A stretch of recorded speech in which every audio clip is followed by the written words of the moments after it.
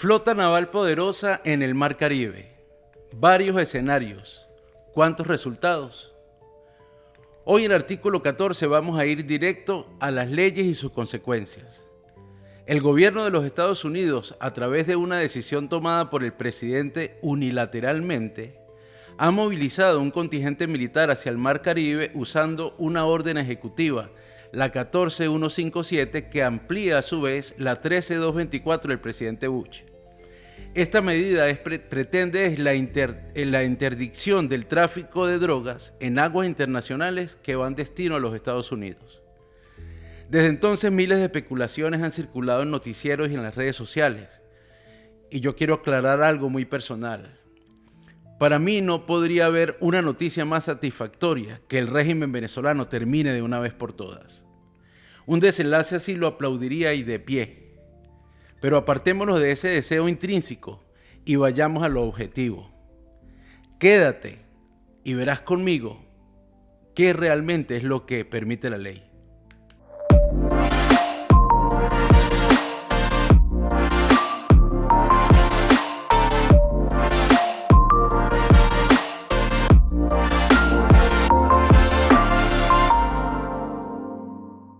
¿Cuál sería el primer escenario? La interdicción de drogas en aguas internacionales.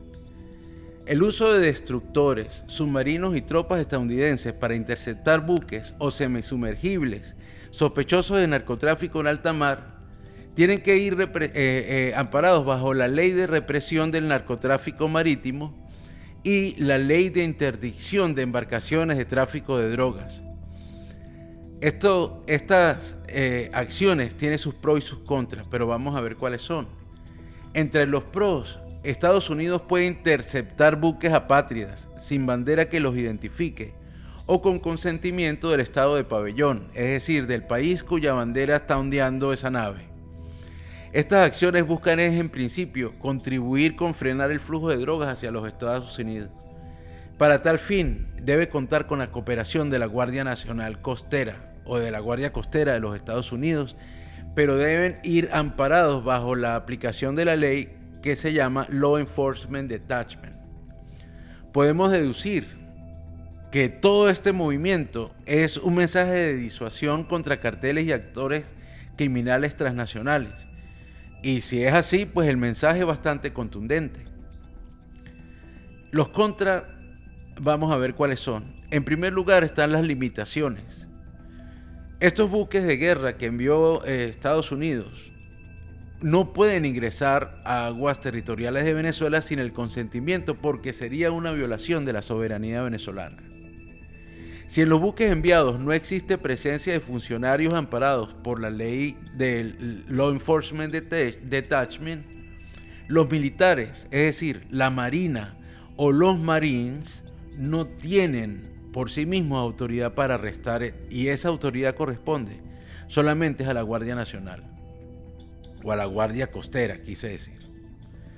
Tal movilización de tropas a bordo y la cantidad de poderío de esa flota puede ser interpretado como una militarización excesiva de un problema que es esencialmente policial, como es el tráfico de las drogas.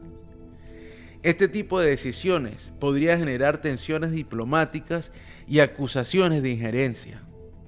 Además que genera en los nacionales de Venezuela, dentro y fuera, unas expectativas que podrían estar muy altas si el escenario es simplemente la interdicción de naves transportando drogas hacia los Estados Unidos. Miren, no hay hasta ahora una autorización del Congreso para el uso de la fuerza militar contra los carteles. Declarar un cartel como una organización terrorista extranjera no otorga automáticamente la potestad bélica para incursionar dentro del territorio nacional de otro estado. No existe la resolución de poderes de guerra que da el Congreso según la ley 1973 y que obliga al presidente a notificarle al Congreso en 48 horas si introduce tropas en hostilidades y a retirarlas entre 60 y 90 días si el Congreso no autoriza estos movimientos hostiles. Miren, un despliegue preventivo Sin combate no enciende ese reloj, pero un uso de la fuerza sí. En el mar territorial de otro estado, solo es posible interceptar naves con el consentimiento, es decir, con el acuerdo bilateral, comúnmente conocido como Ship Rider Agreements, que son acuerdos de embarque conjunto con oficiales locales, que hasta donde se conozca Venezuela no tiene ningún acuerdo con Estados Unidos. Entonces, ¿qué busca el presidente con este tipo de movilizaciones si aun cuando la motivación es genuina, podría estar obviando el ordenamiento jurídico nacional e internacional si no se miden los actos que pueden tomarse en cualquier momento? ¿Cuál sería el escenario 2? Se trataría de una operación unilateral de los Estados Unidos para capturar a Nicolás Maduro y otros altos funcionarios. Muchos piensan en los casos de Panamá de 1989 o de Irak en el 2003, pero estos son contextos que no son iguales. En Panamá ya Estados Unidos tenía fuerzas en el país, lo que facilitó esa operación. Y en Irak, los medios de comunicación difundieron alarmas sobre armas de destrucción masiva en Irak que tenía Saddam Hussein, pero él ya no era el jefe de Estado reconocido, porque Irak ya estaba ocupado militarmente por aliados. El Departamento de los Estados Unidos en el 2020 presentó cargos por narcotráfico contra Nicolás Maduro y otros altos funcionarios, alegando que había una conspiración para introducir cocaína en los Estados Unidos. El Departamento de Estado incluso ofreció recompensas bajo el programa de recompensas por narcotráfico y que acabaron de aumentar hacia Maduro en $50 millones. Pero esto es una herramienta legal interna de los Estados Unidos que no crea jurisdicción para usar fuerzas en otro Estado soberano. Podría intentarse encuadrar bajo la extraterritorialidad penal porque Estados Unidos ya procesa extranjeros por delitos de narcotráfico cuando afectan el territorio nacional.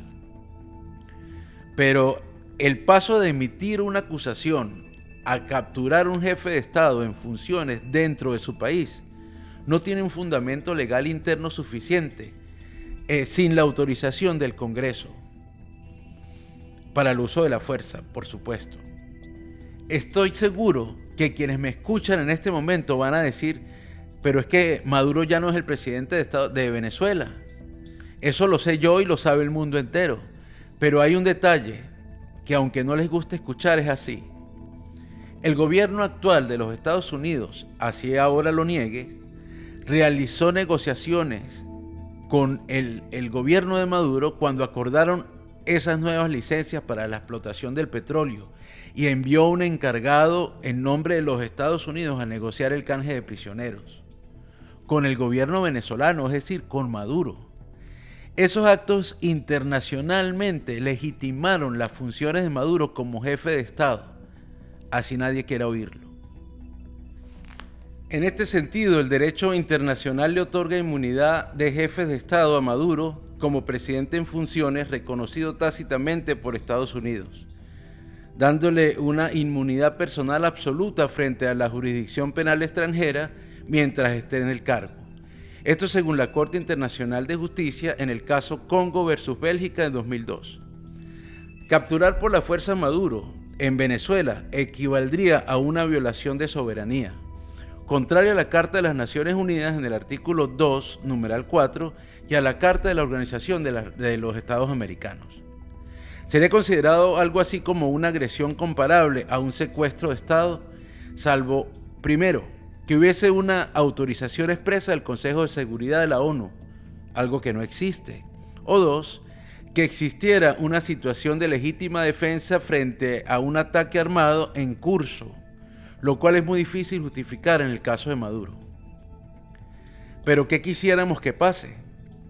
Primero, el derrocamiento del régimen y el enjuiciamiento, por supuesto, por narcotráfico de Maduro y de sus secuaces, por violaciones de derechos humanos.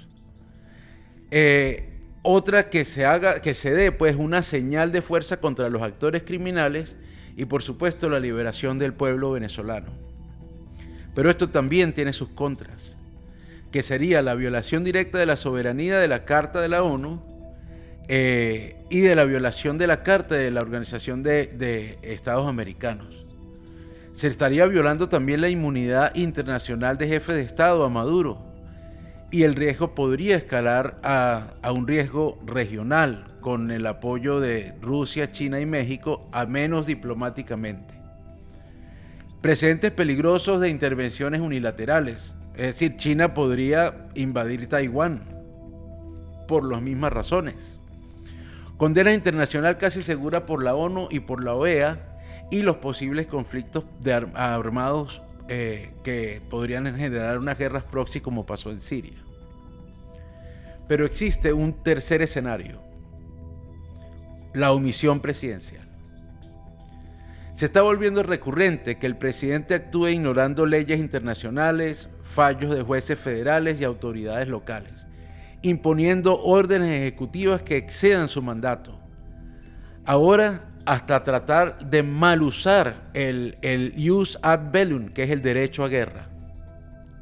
En este punto, ¿cuál de los tres escenarios planteados es el que creen ustedes que vamos a poder ver realizado? Pensadores como Erasmo de Rotterdam, Carlo Cipolla o Dietrich Bonhoeffer estudiaron la estupidez humana. Coinciden en que todos tenemos algo de ella, pero en algunos está tan marcada que llegan a creerse sabios sin serlo. Y advierten de un punto clave: el estúpido más peligroso no es el que ignora, sino el que, además de ignorar, está lleno de confianza ciega en sí mismo.